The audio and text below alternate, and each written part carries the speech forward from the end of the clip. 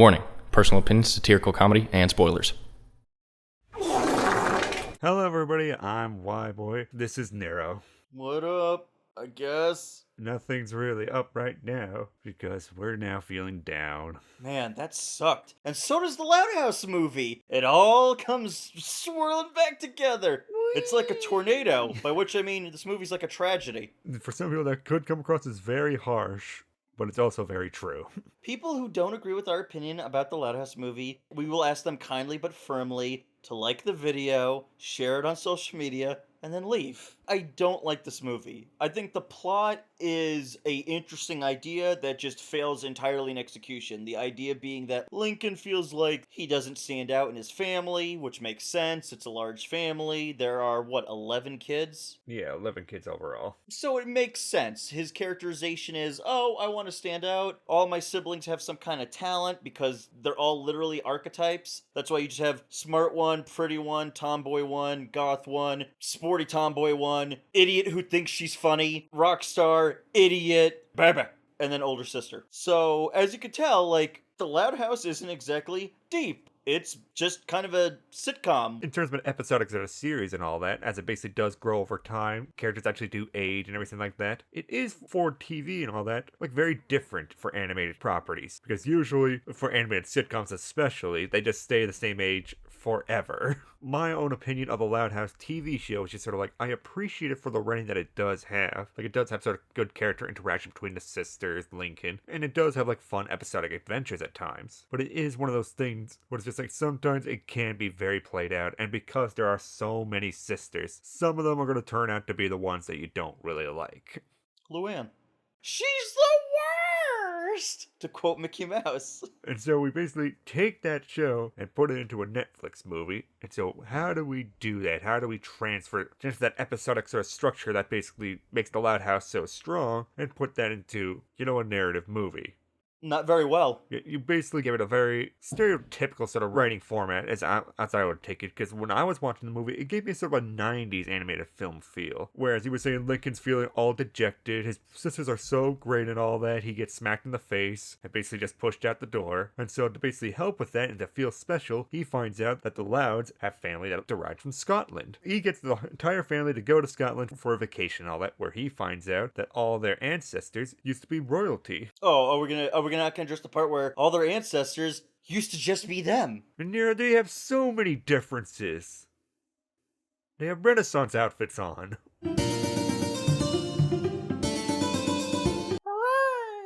And so, while there, Lincoln finds out, it's just like, oh my god, like my old ancestor was a duke. Then that means I could be a duke. I feel like I could touch the heavens and sock angels. And so from there, he has to find ways to basically get his family to stay in Scotland so he can continue being the duke and to show everyone that he is worthy of the duke title. But while in the background, we had the villain, the old caretaker of the castle, plotting to get rid of the Louds because she just wants to take bubble baths. Are we not going to address the part where this slice of lifestyle series, sorcerers and dragons also exist? Oh, and the dead. That's totally fine, Have you never seen a ghost come out before? Never seen a baby dragon with a butt head? Look, I've seen many a things. I've seen many a things with butts for heads. I have seen many a things come back from the dead. That's not the point of the matter. I thought the whole point to the Loud House was like a slice of life. What's with all this fantastical crap? Did we miss something when we stopped watching the show? Maybe because they do go above and beyond in terms of just the goofiness and all that. But as you said, it definitely has gotten fantastical here. But it's very much in a vein of just you just have to take it at face value sort of thing. It's not really going to explain to you, which is oh, our world also has dragons in it. Oh, our world also has ghosts in it. Which comes across as just very impersonal in a sense. We're going to address what happened to Lily as the season's gone further in. She looks like a little man now. Yeah. She's a little baby man, but not like Detective Baby Devil Man. That's a different character. A not great character. Not great characters could sum up the show in a nutshell because, well, not even the show, just this movie, really. Lincoln's concept is concrete, but it's very poorly executed, especially because the film opens up with him, helping everybody. Everybody clearly appreciates him. And then the film's like, oh man, Get out the door. Get out the door immediately. You're going to feel sad. Feel sad outside that window. I would argue, by the way, the 10 sisters really get railroaded in this film. They really don't contribute anything to the narrative. They don't even give the majority of them even a gimmick. Lucy resurrects Ghost Lucy. Lenny ends up with a guy named Scott. Lori has a misunderstanding with Bobby over the phone, so they think they're broken up. And then Lily at least has an association to spend time with Lincoln. But the rest? They don't really just do much or anything. They basically are just sort of a big mass just moving throughout the movie and all that. Basically just to give Lincoln a lesson. We're just like, we still love you, Lincoln, and all that. We didn't mean to make you feel small or anything like that. You do stuff for us, and that makes you special.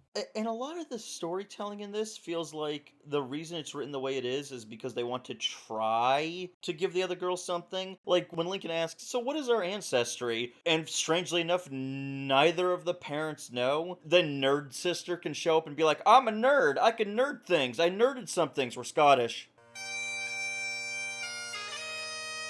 I could forgo a lot of the cartoon antics stuff because it is a cartoon by design. Yeah. But there's just sort of that narrative contrivance where, like Ghost Lily or Ghost Lucy. Ghost Lucy, she shows up. She disappears for a majority of the film. Until you need her to be like, hey guys, I know the ending to the story and all that. I went to the writer's room and got the script. Thanks. No, shut the hell up, Ghost Lucy. You don't need to go to the writer's room. You were there when the twist happened. You could have told us that from the beginning. I really don't like anything about this. The villain, Morag, is a uninteresting villain who goes from a very boring pitch of, I just want peace and quiet. When they come and stay in the mansion, there's that amazing, she gets a cottage on the grounds that she gets to live in, and it's like a micro mansion, and I guess that wasn't good enough, so then she wants to come up with a plan to just get rid of them, and then that somehow, becomes this convoluted plan about sorcery, and a dragon, and using a magic gemstone to control the dragon, to get them to leave, which just raises the question of, when her ancestor did it to the original Louds in ancient Scotland, why didn't the dragon just, burn the boat down and kill all of them? But then I guess you couldn't do that because then the Louds couldn't exist. So then you're kind of pigeonholed. This is just a badly written story. It's a fine pitch. Lincoln wants to find how he fits into the family. He wants to find out what makes him special. I think fundamentally that is a great story to be told. I think you need to get rid of all this fantastical bullplop and focus on the personalized character stuff. Yeah, you need more personalized character stuff. You could still go to Scotland and all that sort of stuff and find the ancestry sort of thing, but I feel a much more grounded sort of story and basically a much more potential for the sisters to interact with Lincoln and actually, show character dynamic and such. You can allow for something that basically is more inviting for the viewers to be like, oh, I feel for Lincoln, but I also feel for the sisters, feel for the parents. I want to feel while watching this movie, and I really don't. I'm really getting sick of this idea of that we need villains for animated kid films. We don't need a villain. Sometimes the antagonist is just dealing with stuff, and that's fine. Hey, I'm not your little boy anymore, Dad. I've grown up. I've got my own life now. I know that. I just wanted to be part of it. And we need to make that fine. You didn't need a character like Morag. What you needed was a story about a kid just trying to find his place in this family. Yeah, because you already had a character that basically worked well with Lincoln, to basically be his conscience and such. Angus, who was a real sweetheart of a character. I would argue a very easy fix for this would have been they get in touch with their family in Scotland. Angus is like their uncle. Angus says, why don't you bring let the kids come. Let the kids come to Scotland. It'll be fun. That way we can write the parents out, because the parents do absolutely nothing in the film anyways. Just write them out of the plot. And then you just have the sisters doing different things in Scotland and have them explore different aspects. They don't have to be big grandiose things, because the reality is it's 11 characters. It's too many characters. Yeah, for something in depth. You need something to basically go off in their own directions, but also can just combine together in the end. You could have the ancestry where it's oh, their ancestors look like them. That's fine. That's a very cartoon trope. The real weakness with it is do not have them show up as freaking ghosts. But just do it how most other animated films do, where you just look out a window or something and you just see a ghost be like, hey. Yeah, well, when Lincoln learns his lesson at the end of the movie, the thing should be is he looks over and it's a force ghost. And they just look and he gives the nod of approval, and that's it. For a movie that's supposed to be very personal, it feels very impersonal.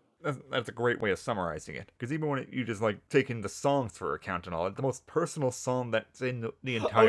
Oh yeah, we totally forgot to mention it. This is a musical. I don't know why we spaced on that little tidbit. It's not that great of a musical. Like, musical numbers are serviceable at best. I would argue you're 100% wrong. Serviceable means you can at least remember most of them, or some of them. Serviceable for me just means it just moves the scene along in that section. And just like the only above serviceable song was just the song "Ordinary Me" that Lincoln sang near the beginning of the movie. But every other song is sort of like, eh. So, conclusion, man. What's this sucked, right? Like, for a film based off of a pretty neat property, this was like, oh, this is kind of a bummer. Like, it's animated fine. Like, it doesn't really look like crap, although the integrations of how they try to do CGI with these character models. And just camera pan around shots and all that can be very weird in some places. I would say the very first one was pretty serviceable. Submarine one was not. That's gonna be your new catchphrase. I think this was serviceable. But it was to me.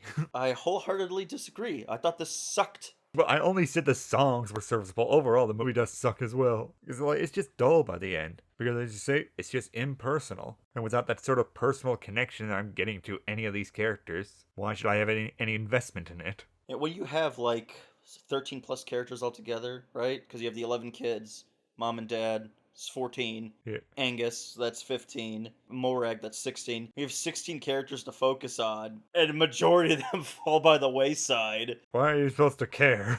This is going to be a very forgettable film. If you're maybe a hardcore Loudhouse fan, maybe you thoroughly enjoyed it. But if you're casual... Yeah, it's just going to be forgettable to you. Which is most Nickelodeon movies, really. Because I don't even see any sort of spectacle in this movie sort of thing. Because as we said before, just dragon right there. Huh, that's neat. It's weird it has a butt for a head.